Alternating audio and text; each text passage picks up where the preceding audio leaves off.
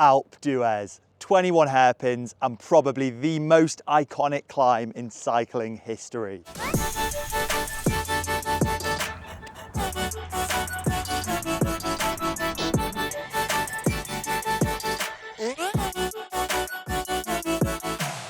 From Tour de France fame, the record is still held by the one and only Marco Pantani when he set the ridiculous time of 36 minutes and 50 seconds, assisted by maybe some slightly unnatural substances back in 1995. And that time has actually stood ever since, with no one even really getting close to it in the modern era. Now, we all know these days, if it's not on Strava, it didn't happen. So taking a look on Strava, Sepp Kuss has actually got the KOM at the minute in a time of 39 minutes and 21 seconds, which he set during the 2022 Tour de France on domestique duties for Jonas Vingegaard. Unfortunately, Jonas and Tadej didn't post their times on Strava that year, but they weren't actually that much faster than Kuss, with that stage being a bit of a stalemate. And no, we're not talking about the Mickey Mouse short route that ends at the bottom of town that was used to model the Alpe d'Huez. We're talking about the 2 kilometre further Tour de France itinerary right up to the top of the town. That's the only time that really counts. Now, while going for the KOM would make for a very entertaining video,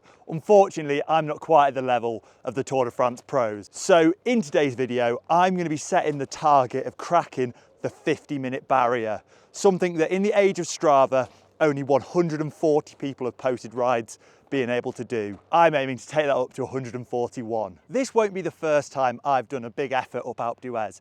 Back in 2023, 2 years ago, when I was away touring, I made a video about trying to do the Alpe in under an hour, which I did succeed at, setting a time of 57 minutes and 45 seconds. Now, due to the nature of that being on my holiday when I was touring, I was on my really heavy gravel bike with Schwalbe marathon tyres, which if you know anything about them, you'll know have absolutely horrendous rolling resistance and weigh an absolute ton. Fortunately, this time I've got my old Time Eyes On road bike, which is, well, not quite as light as my hill climb bike, a pretty featherweight climbing bike at only around 7 kilos. So that will be a far more appropriate setup for the effort. And I am going to get the excuses out early. I haven't been very well the last couple of weeks. Hopefully I'm completely recovered now, but I was going to attempt it 2 days ago, and actually I'm quite glad I abandoned the effort because one, I wasn't feeling very well, and two, I've actually just looked up after watching GCN's video about Alpe d'Huez. Turns out on Fridays there's a market on, and actually I would have been stuck by that in the same way they got stuck when they were trying to set the KOM. So things did work up in my favour a little bit there. So before the effort, I've just ran the numbers on best bike split, and it's looking like I'm going to need to do just over 310 watts to hit that 50-minute mark. And looking at the pacing, it is pretty even throughout, just letting the power slip a little bit towards the end when there are some flatter stretches. Right, it is time to shut up and get on with this effort. I am still absolutely full of cold, but I've got to give this a go today. It's probably my last opportunity. Hopefully the 50 minutes will be achievable, but I'm not going to be too distraught if it isn't. I'm just going to give it my best shot and leave everything out on the road. So yeah, let's get on with it. Got the polka dot socks on, hoping they're going to give me a few extra watts. Okay then, here we go. This is going to be a painful 50 minutes. And off we go. Right, it's all about keeping it nice and steady for this first hairpin. Stay within that power target. Keep it around 310 to 320.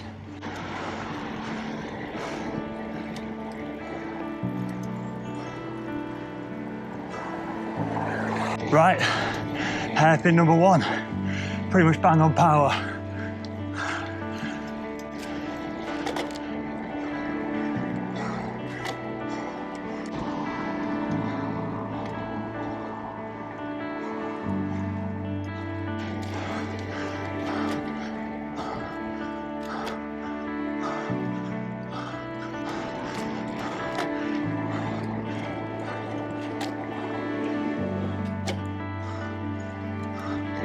Ten minutes done.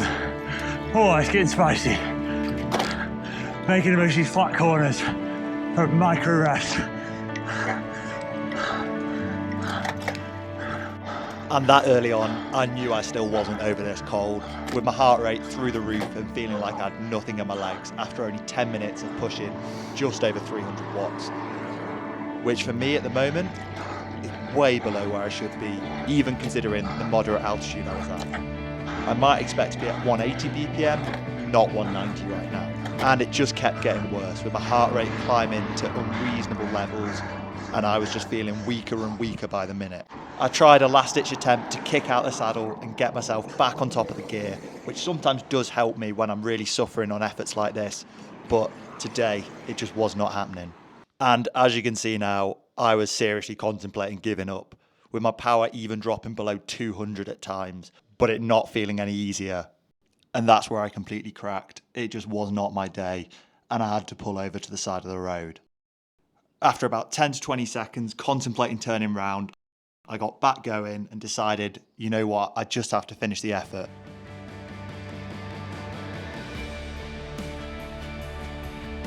Obviously now 50 minutes was completely out the window, but I decided, you know what, that doesn't matter anymore.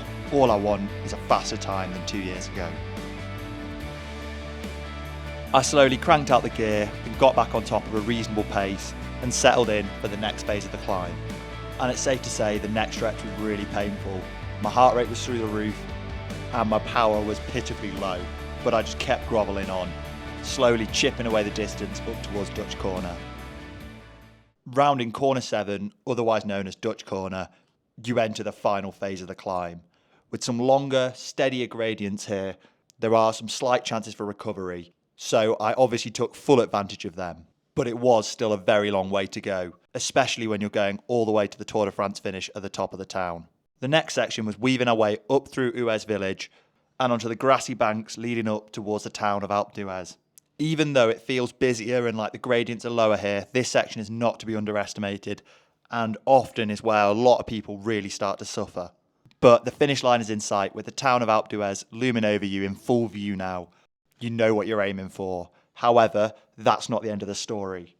Reaching the base of the town, you still actually have 2 kilometres to climb up through the town, through some complicated turnings, dodging traffic, weaving round roundabouts. It's not an easy stretch up to the finish line, even though you feel like you're almost there when you hit the town.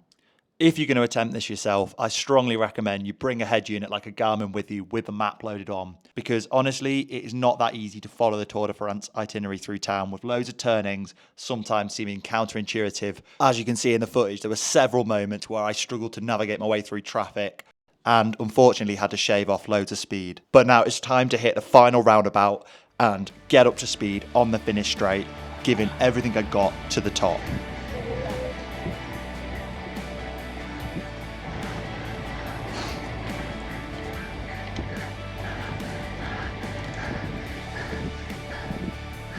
And absolutely exhausted, finally it was over. Absolutely not. Bad idea.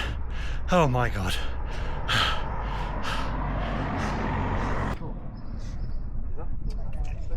Right, we've made it to the top, and unfortunately that was a bit painfully slow.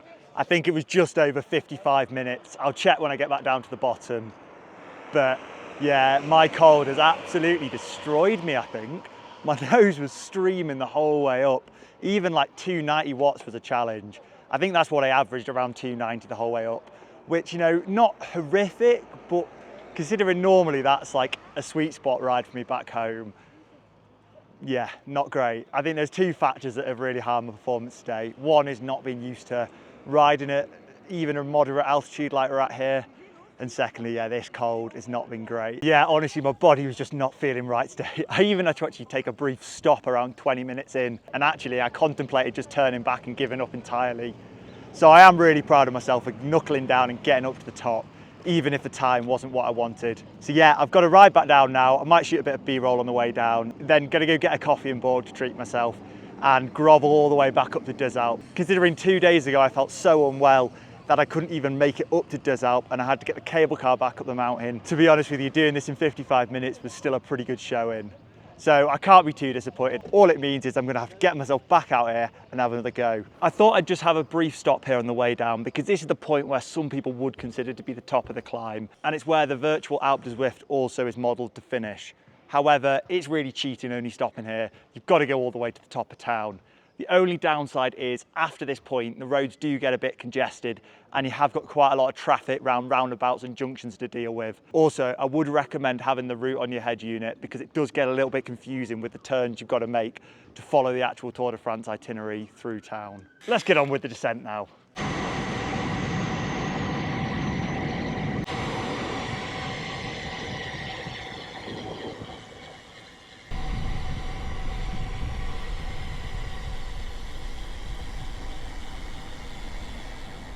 So yeah, the scores are in and I did 55 minutes and 19 seconds, which honestly is a little bit disappointing and is over 5 minutes slower than I was hoping for.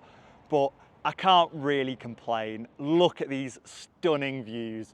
At least I've had a brilliant ride out in the Alps. And you know what it means? I'm just gonna have to get myself back out here and give it another go when I'm feeling a little bit fresher and a little bit healthier and not full of cold. And you know what, maybe next time I'll get closer to that 50-minute mark. Make sure to get yourself subscribed so you don't miss that video and all my amazing other content coming out from this Alps trip. And I'll see you all in the next one.